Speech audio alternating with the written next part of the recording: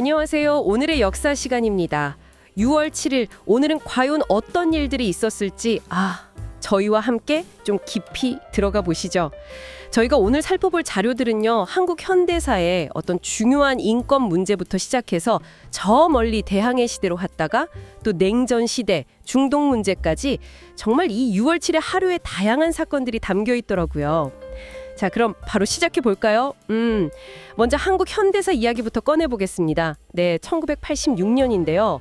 6월 6일에서 7일 넘어가는 그 즈음 부천 경찰서에서 있었던 일입니다. 당시 서울대생이었던 권인숙 씨가 노동 현장 위장 취업 혐의 이런 걸로 연행됐는데 그 수사 과정에서 문기동이라는 경찰에게 정말 끔찍한 성고문을 당한 사건이죠. 이게 그냥 한 개인의 피해, 이걸 넘어서는 문제였어요. 당의 공권력이 얼마나 폭력적이었는지, 인권의식이 얼마나 낮았는지를 보여주는 거죠. 네, 맞습니다.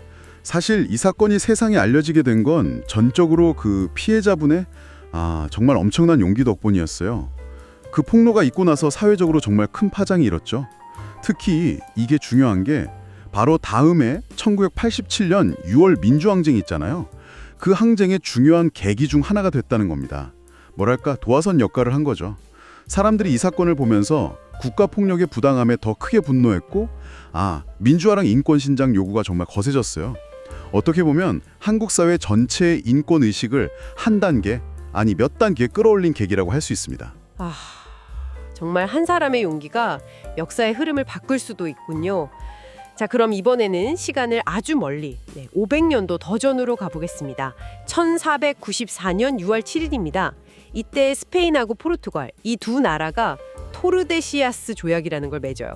이게 뭐냐면 콜럼버스가 신대륙 발견하고 나서 이 두 나라가 해외 영토 가지고 엄청 경쟁했거든요.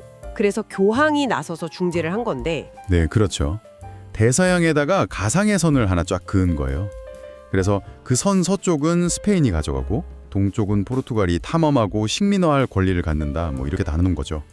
그렇게요? 여기서 재밌는 점은 오는 날 브라질이 왜 포르투갈어를 쓰는지 그 답이 여기에 있다는 거예요. 그 경계선 동쪽 땅에 브라질 일부가 딱 걸쳐 있었거든요. 근데 이게 좀 더 큰 관점에서 보면요, 유럽 강대국들이 자기들끼리 앉아서 그 비유럽 세계를 막 나눠 가진 거잖아요. 뭐랄까, 제국주의적인 시각을 아주 초기부터 보여준 사례죠. 당연히 원래 살던 원주민들 생각 같은 건 전혀 반영이 안 됐고요. 이 조약 하나가 그 뒤로 수백 년 동안 아메리카 대륙의 운명에 얼마나 큰 영향을 미쳤을지 청취자 여러분도 한번 상상해 보시면 좋을 것 같아요. 네, 정말 세계 질서 재편의 시작을 알리는 그런 사건이었네요. 다시 20세기로 돌아와서요. 같은 6월 7일인데 1948년입니다. 이번엔 체코슬로바키아 에드바르트 베네시 대통령이 사임을 잇다고요? 이건 어떤 배경이 있었나요? 네. 그 해초에 소련의 지원을 받은 공산당이 사실상 쿠데타로 정권을 잡습니다. 베네시 대통령은 민주주의자였는데 이 공산주의자들이 만든 새 헌법의 서명을 거부하고 결국 대통령직에서 물러난 거죠. 이게 냉전 시대를 생각해보면 아주 상징적인 사건이에요. 체코슬로바키아가 이제 완전히 동구권으로 넘어가고 자유민주주의가 힘을 잃는 과정을 보여주는 거죠. 유럽의 그 철의 장막이 점점 더 짙어지는 그런 신호탄 같은 거였습니다. 와, 냉전의 그늘이 정말 깊어지는 순간이었군요. 자, 마지막으로 하나 더 보겠습니다. 1981년 6월 7일, 이번엔 중동입니다. 이스라엘 공군이 이라크에 있는 오시라크 원자력 발전소를 폭격했어요.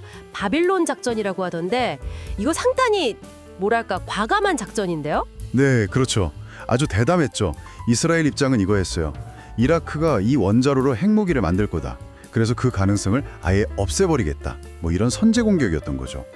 이 사건 때문에 그 유명한 백인 독트린이라는 게 전 세계에 알려지게 됐습니다. 백인 독트린요? 네, 쉽게 말하면 이스라엘의 생존에 위협이 된다고 판단되는 적국의 대량 살상 무기 개발 능력은 선제 타격해서라도 제거할 권리가 있다. 이런 주장이에요.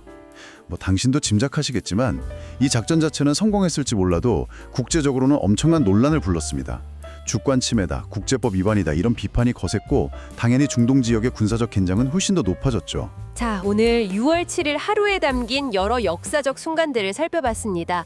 한국의 민주화와 인권 투쟁에서 시작해서 저 옛날 대항해 시대의 영토 분할 문제, 또 냉전 시대 동유럽의 변화, 그리고 현대 중동의 군사적 충돌까지 정말 다양한 시대와 공간의 이야기들이 이 날짜 하나에 겹쳐 있네요. 그렇습니다. 오늘 다룬 사건들이 비록 시간과 장소는 다 제각각이지만 그 안을 들여다보면 뭐랄까 권력이라는 것, 또 인권의 가치, 국가 간의 끊임없는 경쟁과 갈등, 때로는 어떤 대담한 결정이 불러오는 예측 불가능한 결과들, 이런 보편적인 주제들이 계속 반복되는 걸 볼 수 있거든요.